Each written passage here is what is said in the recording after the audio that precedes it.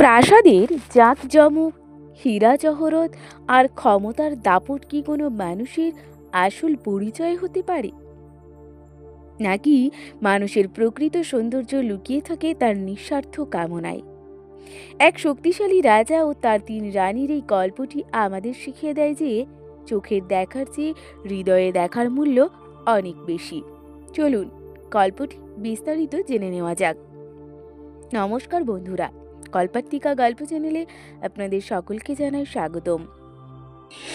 আজকের এই ভিডিওটি দেখার পর যদি আপনাদের ভালো লেগে থাকে তাহলে অবশ্যই লাইক, কমেন্ট, শেয়ার করতে ভুলবেন না। চ্যানেলে নতুন হলে অবশ্যই চ্যানেলটিকে সাবস্ক্রাইব করে বেল আইকন অন করে রাখবেন পরবর্তী ভিডিওর নোটিফিকেশন পাওয়ার জন্য। চলুন মূল গল্পে আসা যাক।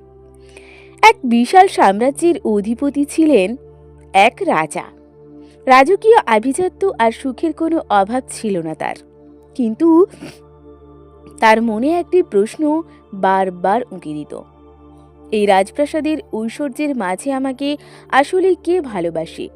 তার 3 রানীকে নিয়ে এই পরীক্ষা নিতে চাইলেন রাজা।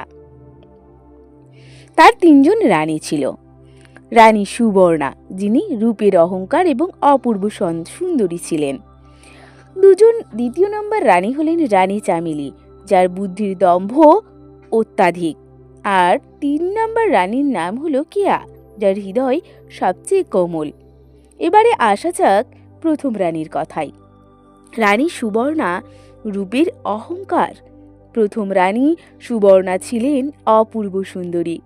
তার রূপের খ্যাতি ছিল দেশ জুড়ে। যখন রাজা তাকে ভালোবাসার প্রমাণ দিতে বললেন, সুবর্ণা তার বিশাল অলংকারের ভাণ্ডার রাজার সামনে মেলে ধরলেন। মণিমাণিক্য আর সোনার উজ্জ্বলতা ঘর ভরে উঠল। তিনি গর্বের সাথে বললেন, মহারাজ, এই মহামূল্যবান রত্নগুলোই আমার ভালোবাসার প্রমাণ। আপনার সম্মানে আমি নিজেকে সর্বদা এমন ঐশ্বর্যে সাজিয়ে রাখি। রাজা মৃদু হাসলেন, কিন্তু তার মনের তৃষ্ণা মিটল না। তিনি বুঝলেন সুবর্ণা রাজাকে নয়, বরং রাজার দেওয়া পদমর্যাদা ঐশ্বর্যকে ভালোবাসেন। তিনি এবারে গেলেন দ্বিতীয় রানী চামেলির কাছে। দ্বিতীয় রানী চামেলি ছিলেন প্রখর বুদ্ধিমতী, কিন্তু তার মনে ছিল এক অন্য রানীদের প্রতি ঈর্ষা। তিনি রাজাকে এমন সব দুর্লভ ও প্রাচীন জিনিস উপহার দিলেন যারা সারা পৃথিবীতে বিরল। তিনি রাজাকে বোঝাতে চাইলেন যে তার বুদ্ধিবৃত্তির উপহারই শ্রেষ্ঠ। তিনি বললেন, মহারাজ, আমার বুদ্ধিমত্তা দিয়ে আপনার জন্য অসাধ্য সাধন করেছি। আমার চেয়ে যোগ্য উপহার আর কেউ দিতে পারবে না। রাজা বুঝতে পারলেন চামেলির উপহারে ভালোবাসা থাকলেও তার চেয়ে বেশি আছে নিজেকে অন্য রানীদের তুলনায় বড় দেখানোর প্রতিযোগিতা। সবশেষে তিনি আসলেন ছোট রানী কেয়ার কাছে। কেয়া ছিলেন স্বভাবতই শান্ত ও দয়ালু। যখন রাজা একই প্রশ্ন করলেন, কেয়া সোনা, দানা বা দামি উপহার বের করলেন না। তিনি শান্ত চোখে রাজার দিকে তাকিয়ে কোমল স্বরে বললেন, মহারাজ, ভালোবাসা কোনো বস্তু নয় যে আমি আপনাকে উপহার দেব। আমি শুধু প্রতিদিন ঈশ্বরের কাছে প্রার্থনা করি যেন আপনি সুস্থ থাকেন, দীর্ঘজীবী হন এবং আপনার প্রজাদের জন্য একজন ন্যায়বান ও সুখী রাজা হিসেবে চিরকাল অমর হয়ে থাকেন। আপনার জন্য মঙ্গলই আমার পরম পাওয়া। এবারে এলো ন্যায় বিচার ও সঠিক সিদ্ধান্তের সময়।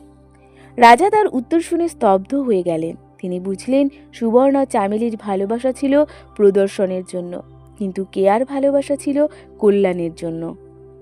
একজন মানুষ যখন বিনিময়ে কিছু না চেয়ে অন্যের ভালো চায়, সেটাই হলো প্রকৃত ভালোবাসা। রাজা ঘোষণা করলেন, কেয়াই হবেন এই রাজ্যের প্রধান রানী। সুবর্ণা চামেলি যখন দেখল যে তাদের দামি সব উপহার একটি সরল ইচ্ছার কাছে হেরে গেল, তখন তারা নিজেদের ভুল বুঝতে পারলেন। তারা বুঝলেন রাজপ্রাসাদ সোনা দিয়ে নয়, ভালোবাসা দিয়ে তৈরি। বন্ধুরা, আমাদের জীবনটাও অনেকটাই এই প্রাসাদের মতো। আমরা প্রায়ই উপহার আর সাজগোজের আড়ালে প্রকৃত অনুভূতিকে হারিয়ে ফেলি।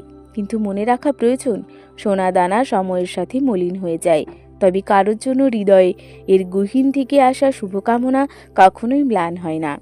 প্রকৃত ভালোবাসা উপহারে নয়, শুদ্ধতায় বাস করে। বন্ধুরা, পরবর্তীতে আপনারা কি ধরনের গল্প শুনতে চান একটু কমেন্ট করে জানাবেন। আমি সেই ধরনের গল্প তোমাদের উপহার দেওয়ার জন্য তৈরি আছি। ধন্যবাদ।